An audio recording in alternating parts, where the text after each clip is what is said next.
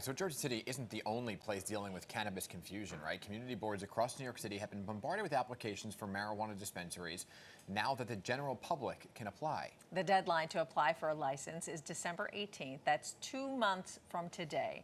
In the meantime, 3 new dispensaries are opening across the city this week. And you're looking at the first one to open yesterday in Astoria, Queens. Terp Brothers was supposed to be in business 2 months ago, but that was delayed due to the lawsuit challenging the state's decision to grant licenses to those with previous marijuana convictions. Joining us this morning is the owner of Terp Brothers, Jeremy Rivera, and Chris Alexander, the executive director of the Office of Cannabis Management. And they're both here to discuss the future of the cannabis industry in New York City. So good morning to both of you. Good morning. Great to have you here. Jeremy, a long time coming. Yes, it has been. I mean, how much did you and your partners lose in having to wait so long to open? I don't like to think of it losing. We've invested over $400,000. We originally had anticipated we were going to open August 14th, and due to the injunction, that was delayed. So we have been delayed about 2.5 months. So in retrospect, you know, considering if we would have made $5,000 to $10,000 a day, you multiply that by the 60 days. So it is a hit.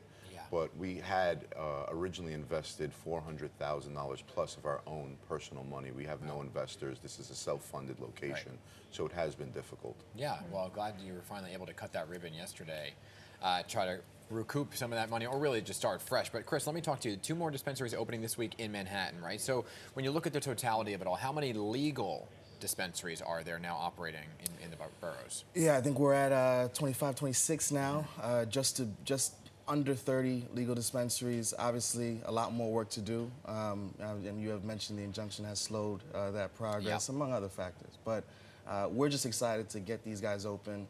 We have great community-based businesses. These are operators who are from the communities in which they operate. They've engaged meaningfully with the local businesses there. And I think Jeremy really is a model for cannabis businesses, not just across the city, but across the state, in terms of how to build those true partnerships.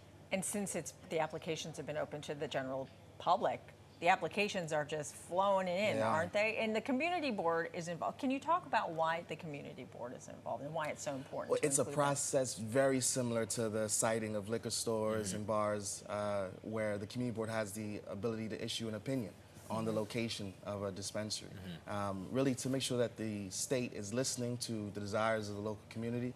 It's literally the exact same process. And so there has definitely been an increased flow of applications. It's really the notice to the municipalities and to the community boards in the case of the city that folks are trying to open up businesses. It's really a showing of the level of excitement that there is across the state of people who want to be engaged in the cannabis business, and we're excited about it. We've tried to provide as much clarity to the community boards as possible. We've had multiple sessions, virtual sessions, listening sessions, explaining that this is the same process as SLA, but it's something new, and so it's going to take some time. Yeah, when something is new, obviously there's the growing pains that go along with it. So Jeremy, what would your advice be to somebody who might be going through the process right now of trying to get that application and get their feet off the ground and get it up and running? I would always say don't give up, stay focused, make sure you have all your ducks in a row, prepare your application before submitting. Make sure you have all of the necessary parts that you need to submit it and be efficient, but don't give up. It is a very hard process, but we need to stay focused, and we need to understand that we have to bring in community support, and we have to be a part of the industry to make sure it's flowing properly. Chris, I have a question, though, for you. What about the hundreds of other dispensaries that were granted license, but then were all delayed because of the lawsuit? What happened to them? Or do they have to reapply? Well, we've asked folks to reapply to ensure that we have all the options in front of us based on what happens with the court process. You know, I can't talk too much about the litigation or litigation strategy, but so far the court has provided kind of a side avenue for folks like Jeremy and others to get open.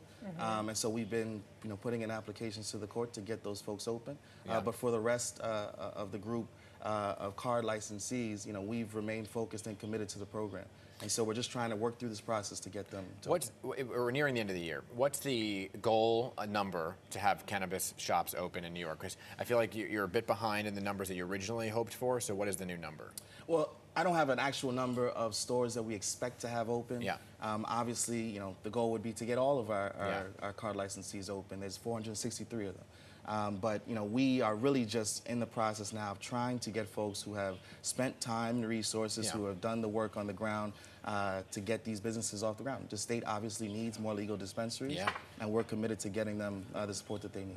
All right, Chris, Jeremy, thanks for coming in this Absolutely. morning. Thank and you best so of luck much. with your business. Thank you so much. All right.